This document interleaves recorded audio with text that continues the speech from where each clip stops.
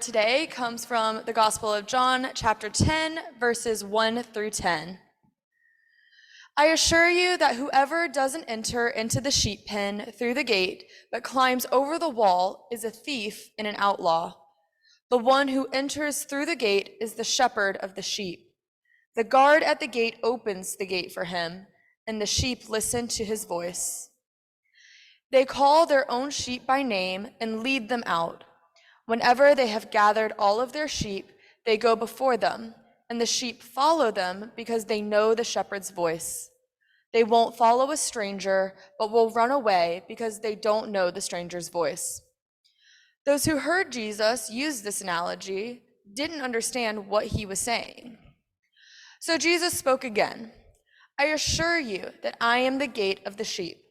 All who come before me were thieves and outlaws, but the sheep didn't listen to them. I am the gate. Whoever enters through me will be saved. They will come in and go out and find pasture. The thief enters only to steal, kill, and destroy. I came so they could have life. Indeed, so they could live life to the fullest.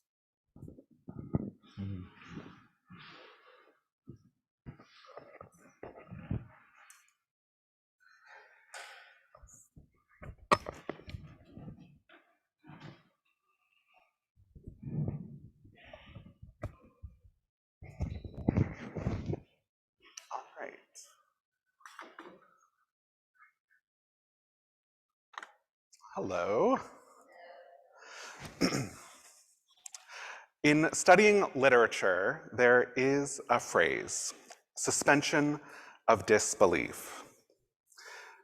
This phrase is used to describe the reader's task of suspending or pausing what they might not believe to reach deeper into the story, into the narrative. When approaching a fantasy novel, for example, I might suspend my disbelief in dragons so that as I read the story, I am not pulled out of the story, not distracted by this fantastical plot line, not distracted by what is otherwise unbelievable. And with Scripture, I want to offer an inversion of this way of reading. And this is reading with a suspension of belief. An invitation to see what becomes more vibrant, perhaps ever more real, when we put our beliefs on pause for just a moment when we read Scripture. This is an invitation that might provoke some unease, maybe discomfort. My intention is not to push you from your beliefs, but to help reconnect with those beliefs in a refreshed way. For me, suspending belief provides the space to engage with today's reading from John. This is about engaging with John in a way that expands, deepens, and affirms. You see, we read in today's scripture that Jesus is the singular gatekeeper of a singular sheep pen. This is certainly a metaphor, but for me, this is incredibly restrictive thinking.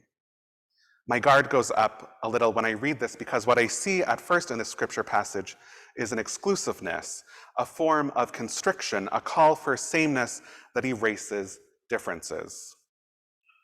We read, for example, that whoever doesn't enter into the sheep pen through the gate but climbs over the wall is a thief and an outlaw. Now, I'm not sure about you, but this line from Scripture sure sounds to me a lot like rhetoric about this country's southern border. This line from Scripture demands assimilation, denies a fullness to humanity, and offers no other option. And simply moving through this passage without interrogating it points us down a path marked by moral wounds. So if we are to interrogate this passage, I suggest suspending belief.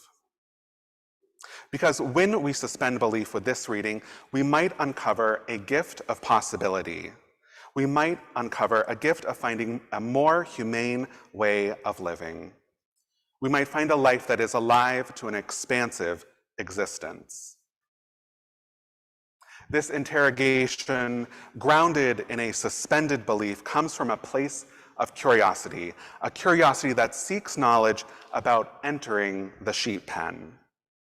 And I am curious if there really is just one gate. If I believe that there is just one gate, a suspended belief invites me to consider the possibility of more, the possibility that more entry points are not only present, but incredibly useful. The sheep pen seems pretty important, so I want to understand a way of living that appreciates abundance, a way of living that finds so many gates. Perhaps a practical example is helpful. If we look at this very church building, we use two entryways. We use two entryways because one of the doors has kind of difficult steps to climb. If we only had one entryway through the door with the steps, we would limit who can be present here. We use two entryways because that variety allows possibility, because it is a more humane way of life. A way of life that points to what we hold as important, a wider circle. Let's turn again to the sheep pen, a singular sheep pen, a single structure. I hear the murmurs of exceptionalism in this passage. I feel limited. So again, a suspended belief seems helpful here. If I believe that there is one sheep pen, a suspended belief invites me to consider the possibility of more, the possibility that more sheep pens are not only available, but they are nearby as well. Sheep pens seem pretty important, so I want a life that provides spaces to live, to breathe, to love beyond the confines of a singular pen. I want to think that there are a multitude of sheep pens, and that this multitude provides the possibility needed in this life. And so let us consider another practical example, our Monday night community meals. This meal is hosted here in this sanctuary. I went to one of these meals in the fall, and it was full of people seeking connection, people seeking a meal, people seeking. What an amazing practice we have here. But what would happen if a similar community meal opened in the space where the West End Library exists? Would that make the community meals here less important, less valuable, less integral to our mission? If we look out from the pen here and see competition from individual people, community organizations, other churches interested in a liberated society, if we look out from our pen here and see competition, I'm afraid that we've become trapped within a perspective that helps no one. But if one day we look down the block and notice one of our goals being carried out by another group, wouldn't that mean something? And wouldn't that be amazing? Wouldn't that actually be wonderful to know that the work we do here is being done elsewhere? This structure, this place, this building, this community, we are not the only beacon on a hill. We are not the only ones doing good work in this city. We have something special here, that is certain. During my year here as a student intern, I have witnessed this consistently. We do have something special here, but we cannot let what we have prevent our tender hearts from exploring the possibility of sharing this something special. I've heard that we want to expand our work outside of these walls, and perhaps that means not having complete control. And this might feel uncomfortable.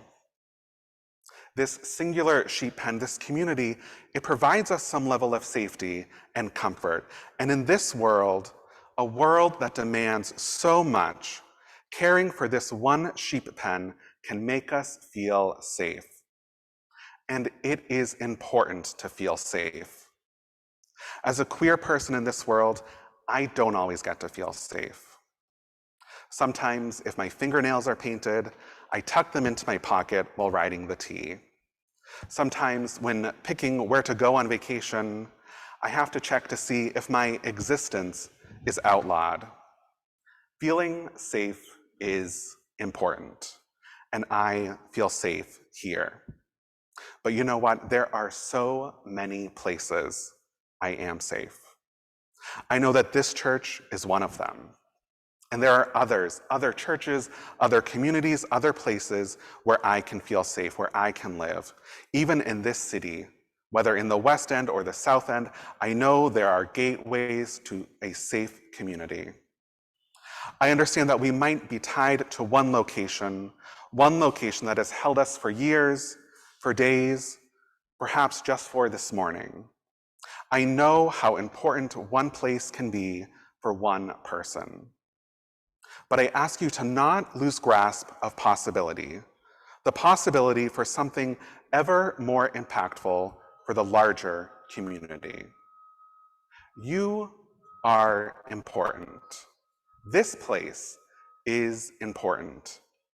And let us also accept that there is more to us, a greater collective us than one place. May we emerge into a co-created reality that does not rest on the simplicity of singularity. May we emerge into a co-created reality that embraces the possibility of an expansive sheep pen, the possibility of multiple sheep pens, the promise of community that resides within connecting. Thank you.